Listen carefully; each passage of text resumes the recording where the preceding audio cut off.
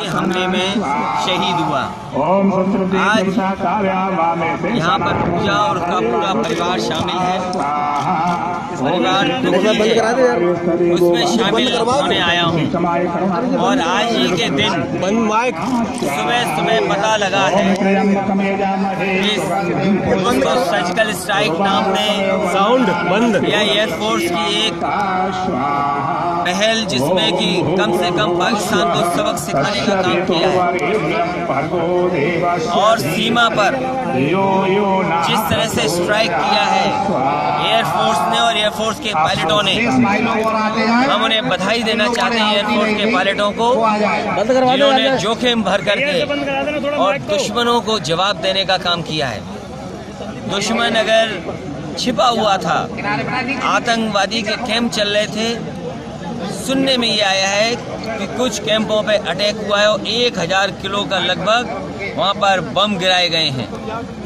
हमें यकीन है भारत की एयरफोर्स पर, भारत की एयरफोर्स पे भरोसा है कि उन्होंने जहाँ कहीं भी स्ट्राइक किया होगा दुश्मनों के कैंप खत्म हो गए होंगे और दुश्मन उसके साथ साथ कुछ हद तक उनकी भी जान गई होगी।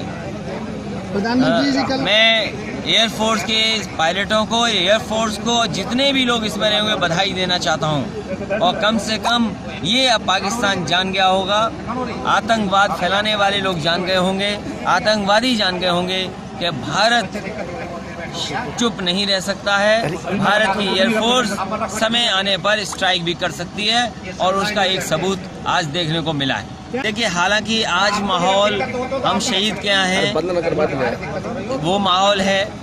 दूसरा सर्जिकल स्ट्राइक हुई है, एयरफोर्स के पायलटों ने जो कैंप्स या जो ट्रेनिंग चल रही है खत्म किया है। माइक बंद करवा नहीं। तो ये हुआ है, ये अच्छी बात है कि एयरफोर्स को मौका मिला है स्ट्राइक करने का। लेकिन ये कुंभ और इस तरह के चुनाव से पहले लगातार कुंभ जैसी बातें होंगी, इसलिए जनता को सावधान रहना पड़ेगा। सरकार ने जो आज कार्रवाई की है, अगर ये और पहले कर देती तो क्या कहीं ज़्यादा देश के लिए और लाभदायक होता?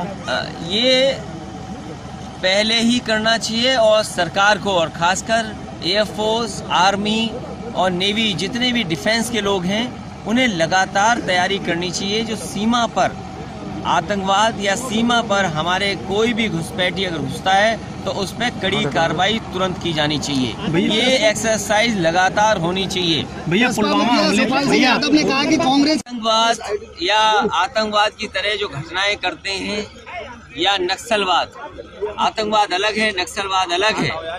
आतंकवाद को खत्म करने के लिए लगातार सरकार के पास स्ट्रेटजी होनी चाहिए, इंटेलिजेंस बहुत मजबूत होनी चाहिए। साथ ही साथ जो उनको फाइनेंशियल मदद करते हैं लोग, फाइनेंसेस कहाँ से पहुँच जाते हैं, आर्म्स कहाँ से पहुँच जाते हैं, एमुनेशन कहाँ से पहुँच जाता है, ट्रेनिंग कौन कराता है, इन पहलुओं पर लगातार काम करना पड़ेगा, तभी जाकर के आतंकवाद खत्म होगा। वरना बरसों आतंकवाद चलता है। दुनिया में उदाहरण हैं जिन देशों को इन चीज़ों से सामना करना पड़ता है, सालों साल लग गए हैं आतंकवाद खत्म करने में। कई जानकारी ऐसी हैं कि इंटेलिजेंस ने भी सूचना दी थी और कई और सूचना मिली थी, लेकिन सरकार एक्ट नहीं की।